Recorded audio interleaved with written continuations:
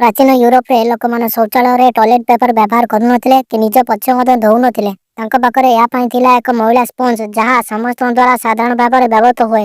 Sponge सार्वजनिक थिबारु एथिरे अनेक भूताणु एवं जीवाणु रहुथिले। तेणु लोक मैंने पचिबा परे सेमाने स्पंज को पाखरे थिबा एक बाल्टी रे रखी लुण पानी किंबा विनेगार रे विशोधन करुथिले। जहाँ फल परवर्ती व्यक्ति शौचालय व्यवहार करबा परे एही स्पंज को व्यवहार करि परिबो। शौचालय एवं स्पंज उभय पुरुष एवं महिला द्वारा व्यवहृत होउतला। साधारण लोकंक पई एही धरणर शौचालय अत्यंत साधारण थिला, जेउठारे अनेक लोक एकाठारे बसी व्यवहार करथिले। किंतु धनी व्यक्ति माने व्यवहार करुथिबा शौचालय गुड़िक अधिक उन्नत एवं विशाल थिला। एहा साधारणतः भूमि टू 10 मीटर नहीं 10,000 मीटर उच्चरे निर्मित होउतला, जहाँ द्वारा दुर्गंध आसी न थाए।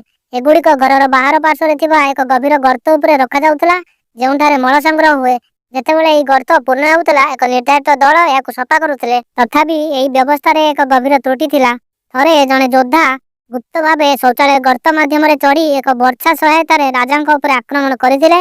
ए आक्रमण एते घातक थिला जे से राजा घरोई शौचालय हत्या होइतिले।